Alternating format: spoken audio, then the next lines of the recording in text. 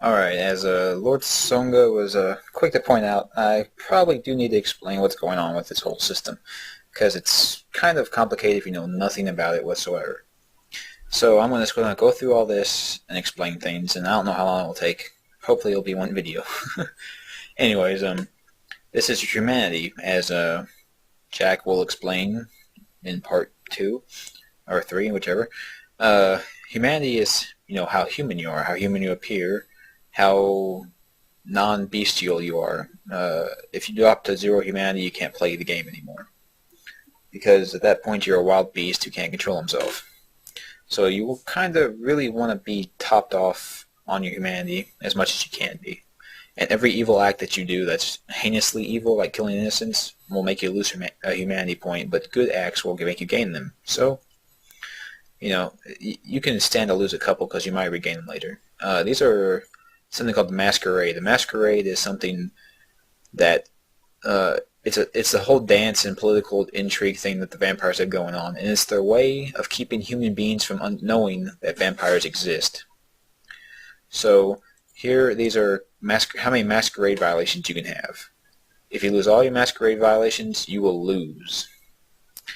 And the more Masquerade violations you lose, the more hunted you become. Like, you'll be walking down the street and all of a sudden human hunters will come down and try and attack you, or other kindred will try to do it because you are ruining things for everybody else by making people understand that there are real things such as vampires.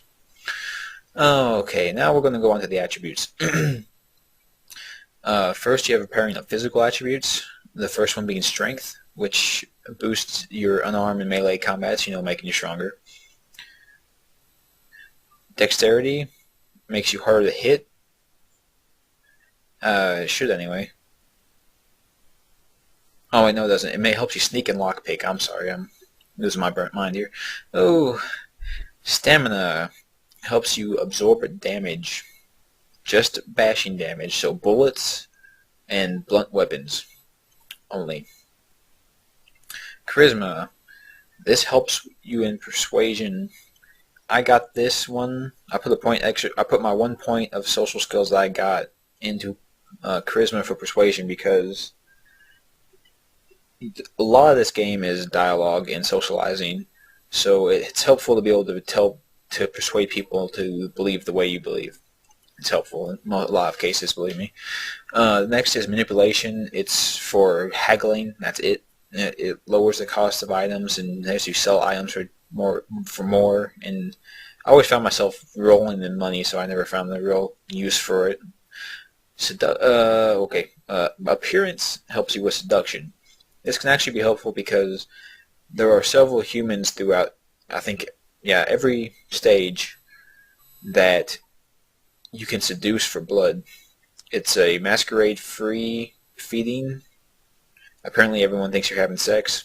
I don't know. But, yeah, you seduce them and drain blood off them.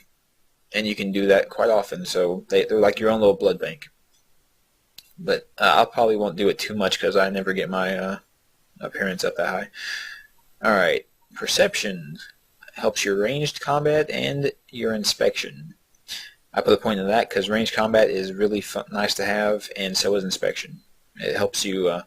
Inspection is good because usually, like, some items won't glow. Like if you watch later on, there's a lockpick that I find and it's glowing. That's because my perception was high enough for it to glow. If you don't have a high enough perception, the item doesn't glow, and you just have to kind of stumble upon it on accident instead of the game telling you it's there. Alright, intelligence helps you with research and intimidate. I don't care for intimidate, so I didn't put a point into it. And research, it's much easier to go down and get the scholarship skill instead of boosting your intelligence. It costs me less experience, which I'll get to here in a second. Alright, the wits helps your defense and your hacking. I put a point in that because both of those are vitally important. Defense, of course, helps you not get hit. Hacking helps you hack computers, and that can get you through almost every puzzle in the game. Well, towards the beginning anyways, so I put a point into it for hacking. Anyway, these are your abilities. The first grouping is talents, which is more your brawling, which is unarmed combat. Dodge, which is your defense, of course, which I put a point in that because defense is important. Intimidation helps intimidate, of course. Subterfuge helps with seduction, and it had a lot more uses in the actual tabletop game of lying and doing some other things like that, but they kind of dumbed it down a little bit. They had to. You couldn't implement everything that was in the tabletop game. Okay, now on to our skills abilities. Firearms helps with ranged attack, obviously. Melee helps with melee attacks, obviously. Security helps you with lockpicking, which you use it quite a bit as well, so I put a point in it. Why not? And stealth helps you sneak. Sneaking is vitally important in this game. If you want to get through places easy, sneaking is very important to have. Okay, now your knowledge is computer knowledge. That's hacking. Like I said, hacking gets you through a lot of stuff in the game, so I put a point to it. Finance is haggle. The haggle skill, which, as I said, is near useless, so I didn't get that. Investigation helps with inspection, which was already high for me, so I didn't care to put a point to it. And scholarship helps with research and persuasion. I would have got it for persuasion alone, but the research also helps because research, you'll find books throughout the game that can boost a skill if you can read it. But to read it, you have to have a certain level of research skill. And I think they start out at 4 and go up from there, I think. Don't hold me to it, though. And here are disciplines. These are clan-specific. Your clan that I picked was Malkavian.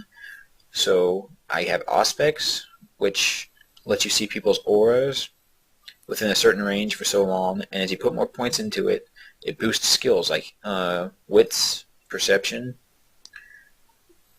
It increases the distance you can see guys and how long the thing lasts. At the max points, it has 3 to wits, 3 to perception, and reveals everybody for way out, and lasts 36 seconds, which is a long time. But the discipline I'll be focused on most of the game is Dementation. It's the Malkavian-only discipline, and this is where you make people insane. Like point 1, you spend blood. Oh yeah, I need to explain that too. All these disciplines, you have to use blood to use them, and the stronger they are, the more blood it takes. But the disciplines I have right now is for Dementation. The first one is Hysteria, which makes it where a person can't act. They just sit there laughing hysterically. And they can't do anything else until the spell runs out, or you try to hit them. The next one is Mass Hallucination, which is, it takes more blood, but everyone around you takes -2 to firearms, melee, brawl, and defense, and a defense against feeding, which is very helpful because you'll be outnumbered a lot of the time. And since I don't put much into combat skills, I need every little thing I can get. And the third discipline is Obfuscate, which is invisibility.